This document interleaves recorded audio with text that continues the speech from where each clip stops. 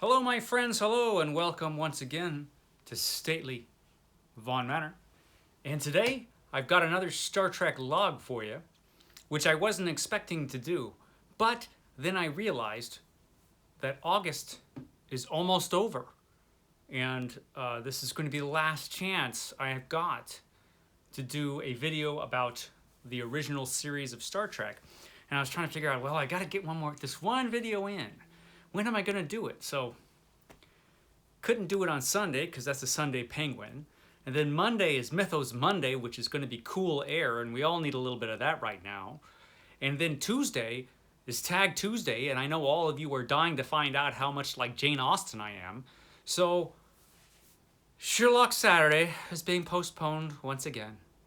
Sorry, but Jeremy Fee won't let me do more than one video a day. So, we're going to be doing this one. Now, I've noticed that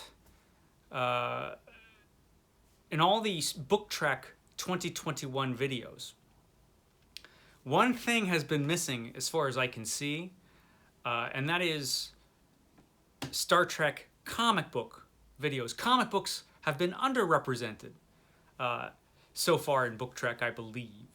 So I thought I would rectify that. And so I figured, as part of my contribution to Book Trek, every month I will talk about a particular comic book that is related to whatever show we are talking about, and this month it's going to be the original series. And so I thought I would pull out from the dusty corners of Von Manor the first and weirdest comic book series that was made for Star Trek, and that would be the Gold Key series of Star Trek comics.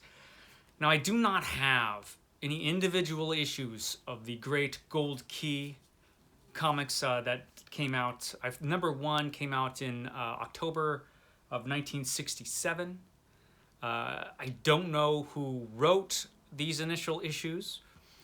The artist, though, for the first couple issues was Nevio Zakara. I believe that's how you pronounce it, although I could be wrong. And he was replaced after issue number 2 with Alberto Gialetti, an Italian artist. Now, the Gold Key comics, and I've got this collection. This is the collection I had when I was a kid. I read this thing over and over again, and this was published in 76 or 77, and it's got the first 8 issues of the Gold Key comic book series in here. They're a lot of fun, but they're weird because I don't think either the writers, whoever they were, knew much about Star Trek when this came out. And the artist had never seen Star Trek at all. The only thing he had to work with when he was drawing these comics were a few still photos, some publicity shots, basically, of the actors. And that's it. And he knew what the outside of the Enterprise looked like. Did not know what the inside of the Enterprise looked like. So it makes for some odd reading. So if you're really into Star Trek, this is like some weird, bizarro, alternate reality Star Trek. So, but it's pretty interesting. Unfortunately, this volume does not reproduce the covers, which is too bad. Most of the covers of these old Gold Key comics were still photos incorporated with some artwork from the TV show. Now, this paperback volume opens up with the secret psycho file of James T. Kirk. The psycho file doesn't sound great, but that's what it is. So there he is. He's got his fingerprints here, just in case he's ever arrested on some planet. I guess that they have Captain Kirk's fingerprints there. And this little bit of a story recounts his adventures in Starfleet Academy. None of this stuff is at all accurate. Like, you have this little clipping here. Son of great Klingon war hero accepts medal. And there's little Captain Kirk accepting a medal on behalf of his dead dad. James T. Kirk, 12, only surviving son of Colonel Benjamin Kirk. Hero of the Klingon Repulsion. The Klingon Repulsion. receiving father's posthumous Supreme Medal of Honor, only the fourth awarded in 2 centuries. Young Kirk has also been assured appointment to the Space Academy on completion of prep studies. So, you know, a little bit of Captain Kirk history that never happened. Now, another cool thing of this little story is that it has his appointment there when he gets the Enterprise. And he meets up, I guess, on Earth or wherever. He meets up with Spock and Scotty there. And this is their historic first meeting after Starfleet Academy. Just in case you were ever curious, here it is. And so they're driving, you know, in the car, because of course they are. They're driving in the car, and the car breaks down on the way to the Starship Enterprise.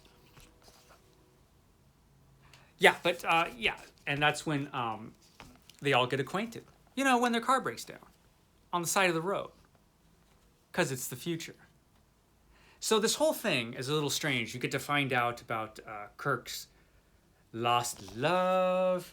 You get to find out some exciting details of his early years as the captain, you know, that didn't happen. And it's full of cool stuff like that.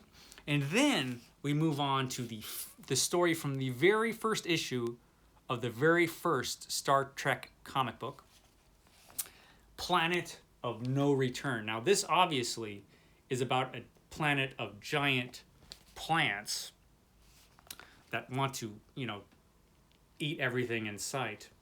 So they go to this planet that has been overrun with these gigantic plants. Now, there's some interesting things in this. First of all, yeah, it's obviously that nobody has ever seen the inside of the Star Trek or the Starship Enterprise who worked on this comic. The outside of the Enterprise looks pretty good. Inside bears no resemblance. The characters bear little resemblance as well. This artist, for example, who did this issue, knew what McCoy, knew Mr. Spock, Captain Kirk. This artist knew what they all looked like. Janice Rand, he knew what they looked like. Everybody else, he had no clue. And we got some action scenes. And the interesting thing about this is it's a pretty cool space adventure. It just doesn't seem much like Star Trek at all. Particularly, they do fire their phasers, and that's pretty cool. But an interesting thing about this, now they do have the, this is their version, the comic book version of the transporter room there, just in case you were curious. And now when they're down on the planet, they all have these like really cool away team outfits. There's Janice there. Like these little coverall outfits, which you'd think, you know what? They probably would wear something like that. In real life, it's interesting the kind of things that the artist came up with. And you have the killer plants. Now this whole planet is overrun with plants, and it's going to have they're creating these spores which are going to float off into space and probably infect other planets as well. So they've got to come up with a solution to this problem. And so I'm getting to the end here. So, you know, of course, Spock comes up with the solution. And they're like, well, what are we going to do, Spock? And he's like, well, there's only one thing we can do. Destroy the planet. So, at the end of this first issue, Captain's Log. Got the Captain's Log there. We are orbiting the planet Kelly Green, performing what will be our last duty here. Total destruction. That's literally what it is. And so the Enterprise, this is the weirdest thing. So the Enterprise, their answer to this problem is genocide, basically. They completely lay waste to this entire form of life and just destroy this planet. And you see the Enterprise there like it's just gone mad and it's just wiping out this planet. So this first issue gives you a pretty good idea of just how weird and off the mark this series of stories were. This is not something Spock would ever do or come up with, This is not something that Captain Kirk would ever agree to. You know, genocide isn't really the Federation's thing. But, you know, this is just a bizarro version of Star Trek, and it stayed that way. It stayed that way for a while. So you read some of these early issues, and there's just some weird stuff that pops up. Like, look, there's the Starship Enterprise floating right above a city. Like, right above it. Like, right there. They're just floating right above the city. Because, you know, that would happen. There we go. There's a Starship Enterprise flying right above the city. That must have been loud, man, for the citizens who were in that city. That must have made some noise. And so it's weird. You have characters from the show that kind of show up. The only characters that are in this, like in every issue, are Spock and Captain Kirk. They're always going out and having adventures. Other characters, like Sulu shows up, Scotty shows up. In the beginning, Scotty doesn't look like anything like Scotty because the artists didn't know what Scotty looked like. At one point, I probably can't find it, Uhura shows up, Lieutenant Uhura. And she looks like Lieutenant Uhura, except she's white. Oops. Yeah, stuff like that. That happened in here too. I will spare you that. And, but, you know, the artwork is not bad at all. I mean, you get a look in here and you just see that this is just nothing like the inside of the Enterprise at all. The outside of the Enterprise, he had, but the inside of the Enterprise is just weird. It's just strange seeing all these Star Trek characters. I mean, the artwork is pretty cool from the outside. It looks pretty good for a lot of it. It's just weird seeing adventures that take place inside the Enterprise, and the Enterprise just looks like nothing. This really bothered me when I was a kid, when I was reading these. Because, of course, you know, I watched Star Trek all the time. I knew what everything looked like. This comic was just all wrong. And at the time, I didn't understand why. I didn't understand why everything looked wrong. Now I understand. But, and there he is. There's the Enterprise just floating above Rome, it looks like. They get really close. I guess they don't want to beam down too far away. I have to say, though, here's the one where all the Enterprise people turn into children. I'm surprised they didn't actually do that on the show. They made them all turn old in the show. But they could have had them all become kids. The best part is when Dr. McCoy becomes a little kid. How do you feel, Dr. McCoy? Do you have possession of your mental faculties? I'm fit as a fiddle and ready to rock it, Jimmy!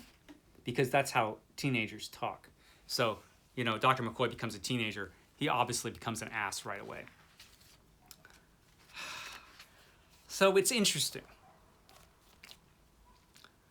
It was an interesting era for Star Trek. Now, eventually, the comic books became more like the show. Len Wein, actually, a famous writer for DC and Marvel Comics, co-creator of so many great characters like Swamp Thing comes instantly to mind, and so many more. He actually wrote some issues of Star Trek. I imagine those were more in line with the show. I don't have any of those issues, and I never read any of them. I read only the early ones as they were released in these kind of early graphic novel formats. But these are the ones that stick in my memory. Now, Gold Key lasted a while, and they didn't show up in comic books again until Marvel took over the license for Star Trek after Star Trek the Motion Picture. I wish I had time to do a video on that because that was weird in itself. Because they only had the license to do, they didn't have the license to base any of their stories on anything that happened in the show. So they can only use what happened in the motion picture, and that's it. It was a really strange series, the Marvel series of Star Trek. Didn't last long. Yeah, and then DC got the rights to it. It's an interesting history, Star Trek in comics, but I thought I would give you a little glimpse of this one because it's just so strange. So this is going to be my last Book Trek 2021 video. I hope you enjoyed it as odd as it was. So next month, I'll be breaking out some Star Trek The Next Generation comics, hopefully. So that'll be fun to look at. And going to be reading my Star Trek The Next Generation book starting probably next week. That should be fun as well. Going to get that in before I have to read The Stand from Stephen King. So yeah, Book Trek 2021. That was my last video on the original show. I will catch you next time when I talk about Star Trek The Next Generation. Okay guys, I will see you next time.